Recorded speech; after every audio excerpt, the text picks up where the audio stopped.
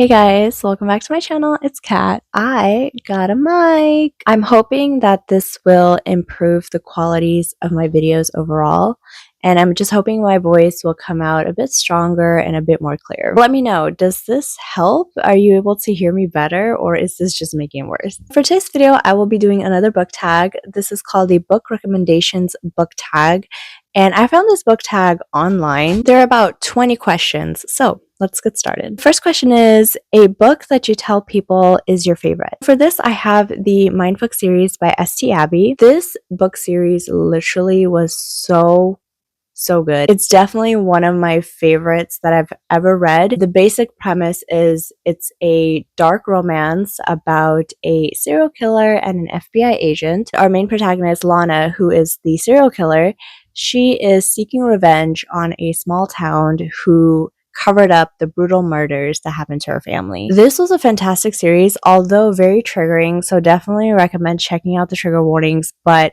it is a favorite of mine, and it's one that I would recommend if you're okay with the triggers. It will definitely take you on a ride. A book that is a guilty pleasure. So for this, I have the Skullduggery Pleasant series by Derek Landy. I am slowly making my way through the series.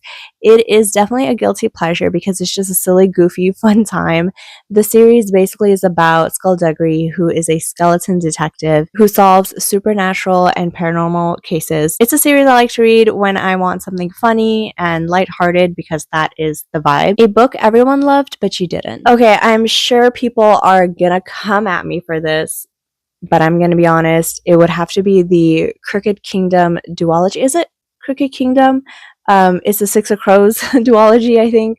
But I read Six of Crows, I read Crooked Kingdom, and I didn't find them as enjoyable as everyone else did. I honestly found them kind of boring. The only characters that I liked were Nina and Matthias. I think those are the names. It's been a while. Granted, I did not read the Shadow and Bone trilogy. Maybe that's why I didn't find it as entertaining as others have. But I understand that this is a beloved duology and so many people love it. I just didn't like it as much. A book you read the fastest. Heartstopper Volume 1. I've only read the first volume so far, but I read that in one sitting and it took me maybe just like an hour to read it because it's a very short graphic novel. It's about 200 pages long, and I had a lovely time. A book that deserves more hype. I have to give this to Slewfoot by Brom. I loved Slewfoot so much. It was the first book I read by Brom, and I read it during the fall season, so it was the perfect book to read for that season. It was an immersive experience too because in the book, I think it was fall time as well. And so you really got the whole fall vibe. So if you're looking for a book to read for the fall, Slewfoot has to be it. It is so fun. And on top of that, Brom is an artist. So he has a lot of his character artwork in his books. And so that's always a fun surprise. A book that is becoming a movie or TV show. I have heard about a lot of books turning into a TV show or a movie. One that comes to mind right now is the Mindfuck series that's going to be turned into a TV show. I hope it does. But if it does, I hope they do it justice because there's a lot of very mature content in there and I feel like it needs to be done the right way. A book that you reread the most. The King's Men, which is book 3 in All for the Game by Nora Sakovich.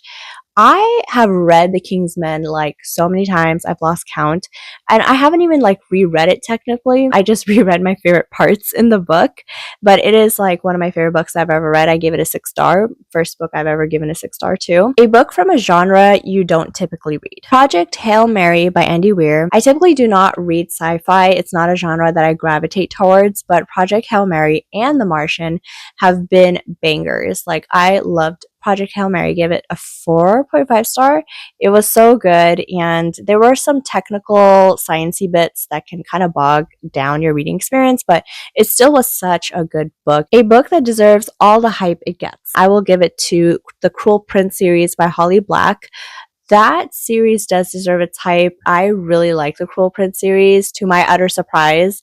I didn't really think I'd enjoy it. I didn't even think I'd really like it. I just decided to read it because why not try something different? And I ended up having a good time. A book you usually recommend when asked to give recommendations. I will have to say the Mistborn series by Brandon Sanderson. That is one of my recommendations because it has everything. It really does. It has great fantastical elements, very good fantasy, very easy fantasy, definitely accessible, especially to those who are new to fantasy. Digestible writing. The world building is immaculate. So is the character development. There's a little bit of a little romance subplot in there for all the romance lovers. And the fight scenes are so good. Everything about it is just so good. And there's a lot of plot twists that you just do not see coming. It's not one of those fantasy series where it's long and lengthy and you're going to get lost and confused. And that's the thing with Brandon Sanderson. His writing is very easy and done in a way where you're not confused about world building or anything like that. So if that's one of your concerns, do not worry. Mistborn series is a great entryway into fantasy. A book that has all your favorite characters. All for the Game by Nora Sakavic. Oh my goodness. The characters in those books are toxic, and there are things that they've done where it's like, why'd you do that? Why'd you have to go and do that? But they still have your heart. They still do. Somehow, some way, they made their way into my heart, and they are seated there forever. A book you wish you could live in. Pumpkinhead by Rainbow Rowell.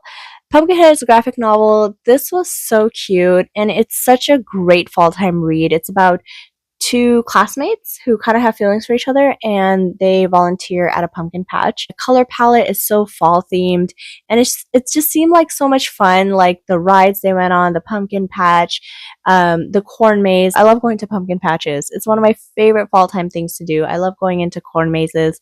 All those things are so much fun. So I would thrive in this world. A book that you thought you would hate but ended up loving. Again, this has to go to the Cruel Prince. I definitely thought that I would have to trudge through this book just to finish it, but I ended up really, really loving it. I have one more book to go, The Queen of Nothing, which is the third book, and then I'll be done with the trilogy. A book that made you cry. This has to go to I'll Give You the Sun. It's such a great YA book. It really touched my heart, and it made me very, very emotional. These characters were so lovely, and the way they grew up and the struggles that they had to face, and just the family dynamic, the sibling dynamic, it was so well done. A book that you wish you could reread for the first time. I have to recycle my answers and say All for the Game and the Mistborn series. I can still remember how I felt when I first read these books and these series. It was such an amazing experience.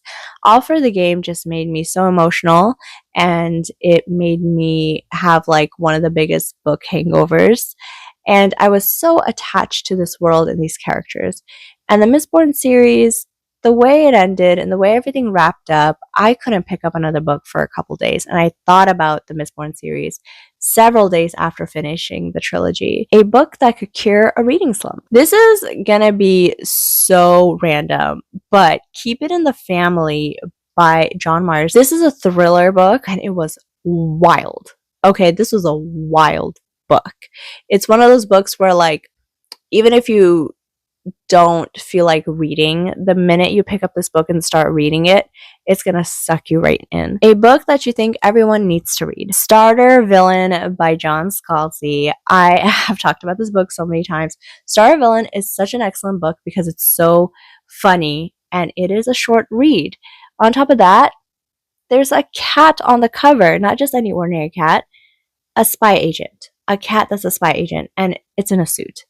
Really, that's the selling point. Starter Villain is such a funny and comedic book. It's one that does not take itself seriously because you have, again, spy agent cats, you have dolphins who are forming a union and they talk. You have a guy who inherits his dead uncle's evil super villain business, and then there's other villains out here that are trying to attack him. A book you think can be an amazing TV show or movie. I'm going to answer both of these and say Mistborn series by Brandon Sanderson would be a great movie series, and All for the Game by Nora Sakavic would be a great TV show. A book you wish everyone would give a shot, even if it's out of their comfort zone. Project Hail Mary by Andy Weir. Project Hail Mary is basically about our main character who wakes up in the middle of his spaceship without any recollection of how he got there or the events that happened before, and he's just slowly trying to put the pieces together. There are a few moments where it gets a little technical, especially when the main character is trying to make some calculations and stuff like that. But